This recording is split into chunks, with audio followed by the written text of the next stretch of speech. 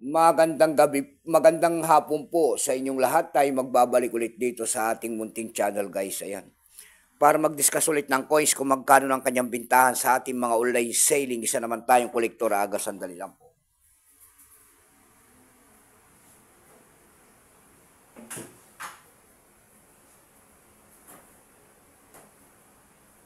Wala pa tayong tubig, baby.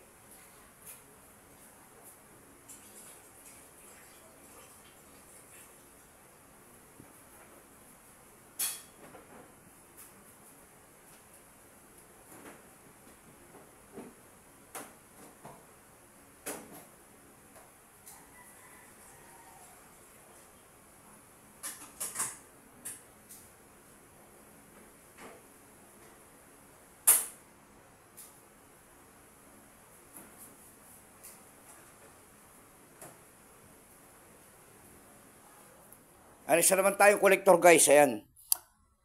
Mayroon na naman tayong pag-usapang barya na naman. Ayan. Ito po ay barya po ng Mamebia. Ayan. $1 po sa bansang Mamebia. Ayan, $1. Year 1993 po. Tingnan natin ang kanyang presyo po. Ayan, kung magkano ng kanyang bintahan. Pero bago yan tayo magpapasalamat muna sa masugid nating mga tagapagsubaybay dito sa ating YouTube channel. Ayan. Lalo-lalo na ang aking mga subscriber dyan. Thank you so much sa inyong lahat. Mabuhay po kayo and God bless.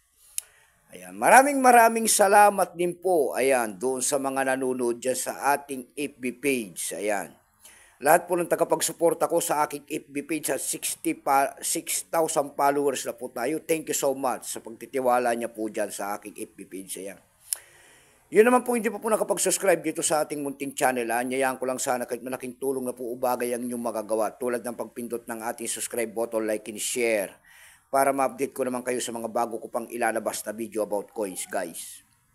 Ayan ang ating pag-usapan sa bansang Manebia. Pera po ng bansang Manebia. Year 1993, $1. Ayan, guys. Tignan natin ang bintahan nito kung magkano na ang kanyang presyo. Pero bago yan, kilalanin mo muna natin ang coins na yan. Issue po niyan ay Manebia. Period niyan ay Republic 1990 up to date po. Type nito standard circulation coins years. 1993 hanggang 2018. Value niyan $1. Currency dollar 1999 up to date po. Composition niyan ay aluminum bronze.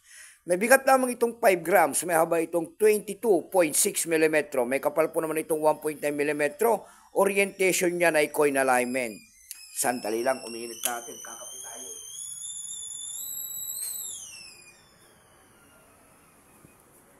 Coin alignment, medal alignment. Number M-160, reference number KM-4, ayan, Republic of Manebia.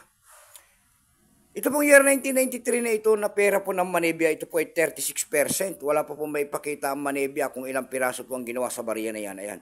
Pero may appraisal price na rin po yan doon sa ating numista kung tawagin ng ating mga kolektor. Yung kanyang extra pen po ay nagkakahalaga na ng 31 pesos.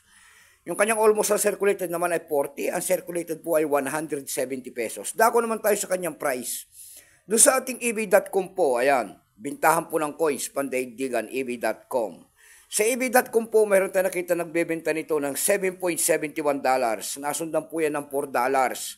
Meron na rin tayo nakita doon nagbebenta nito ng $3.49.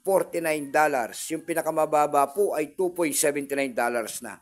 Dako naman tayo sa Carousel PH. Sa Carousel PH naman po, mayroon tayo nakita nagbebenta nito ng 100 pesos. Nasundan po yan ng 50 pesos na.